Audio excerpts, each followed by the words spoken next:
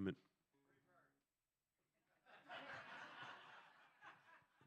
Is there like an instant eviction for that comment? There's like 5 or 6 songs on that list that's immediately banned.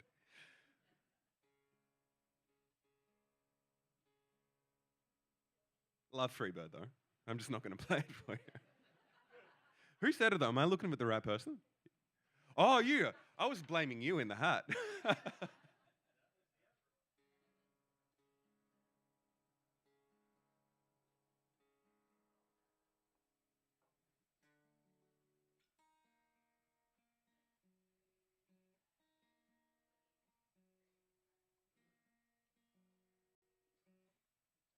I know. I'm going to do a little medley of, I think this is what I'm going to do. A ballad that I wrote a long time ago for, well, for my girlfriend in college, which kind of articulates that there's not only kind of tragic romance in recent years, but also 15 years ago, which is not a good pattern. but I like the songs that have come from it. I'm going to play that and then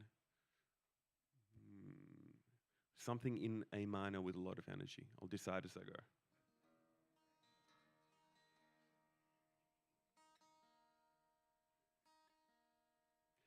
Rebecca, bunch of reverb for the first one and a little less for the second, please.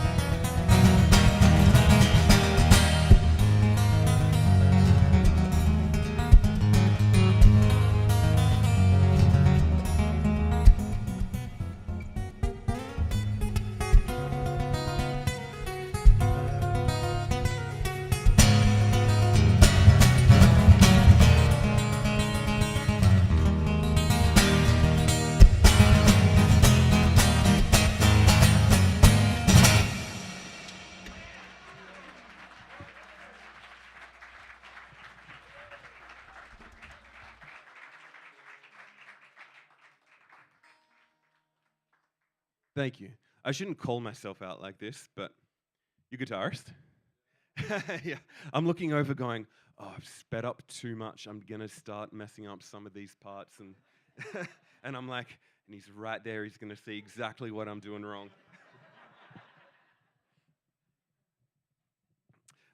So yes, I'm aware I overcooked the second half of that song. Thank you. I don't know about for other guitarists and musicians in the room, but I feel like part of the process and also part of the thrill for me of doing this is whether it's a complicated or fast song or even a ballad. Sometimes the ballads are even more difficult. Is no matter what, you kind of have to push yourself eventually in front of an audience. You can practice all you want, but if you don't start trying to take those limits a bit further than you're comfortable with in front of people, then I find that at least for myself, I don't move forward. So I need to take some calculated risks in front of you.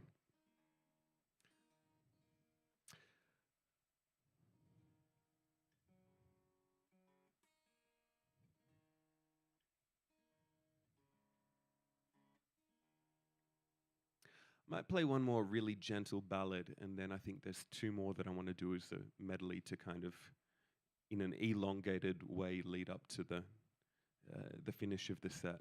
But I'm going to play one more really simple melodic one first.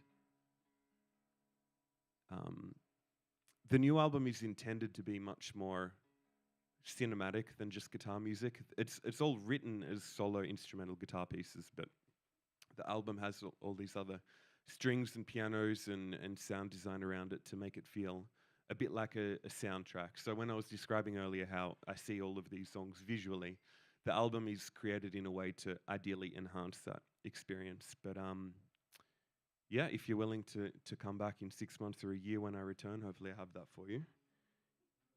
In the interim, this is another one of those songs that's quite simple, but I'm a fan of the melody of it. This one's called Midnight.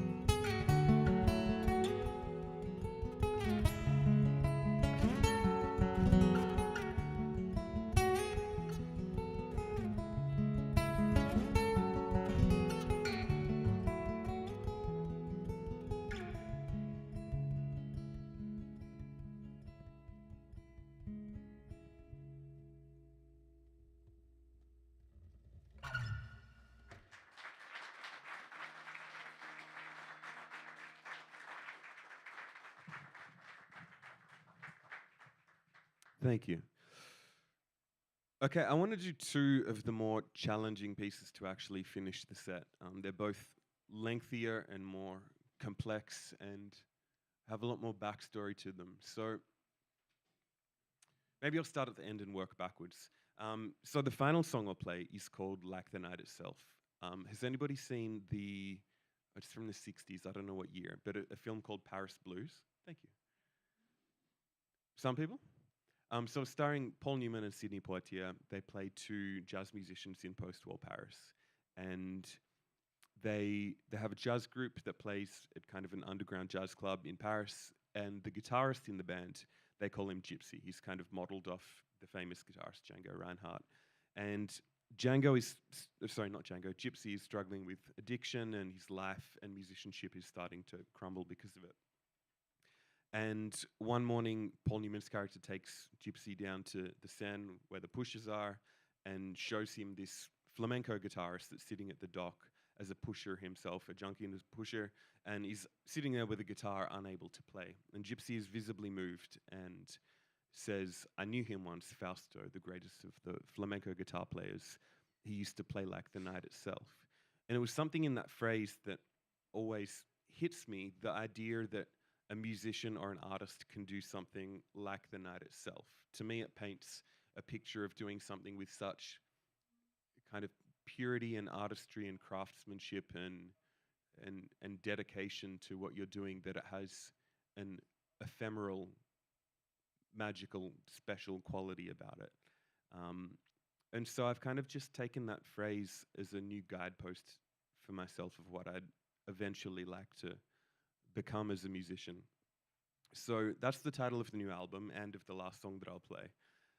But before that is a song that's still yet to be titled, but it's another one of these kind of Italian Riviera songs where it was another one of these dramatic moments with my girlfriend at the time where, long story short, she was packing her bags at midnight to take everything to the train station to get on the 2 a.m. train to Venice.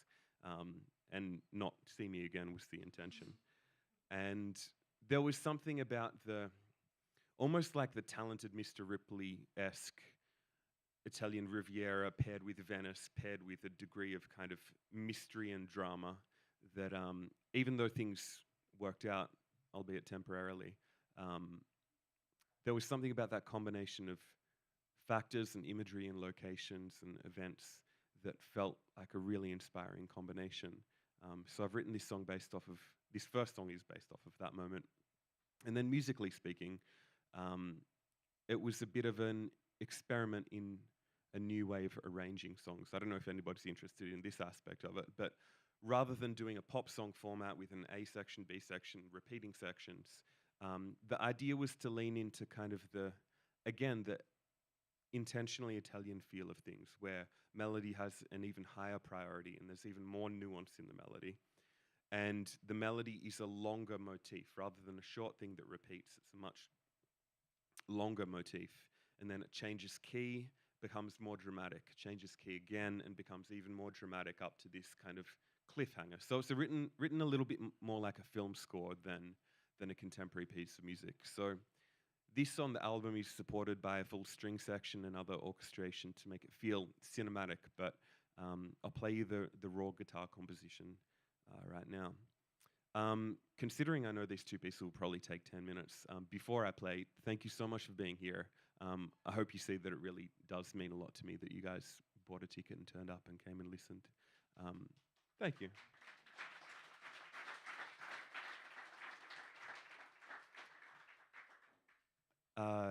Thank you, Rebecca, for doing sound, and the Green Room for having me. It's Jennifer here, right? Am I mixing up names again? Yeah, Jen? Yeah, okay, good. I have got it right. Jen, if you're around, thank you so much for booking me again.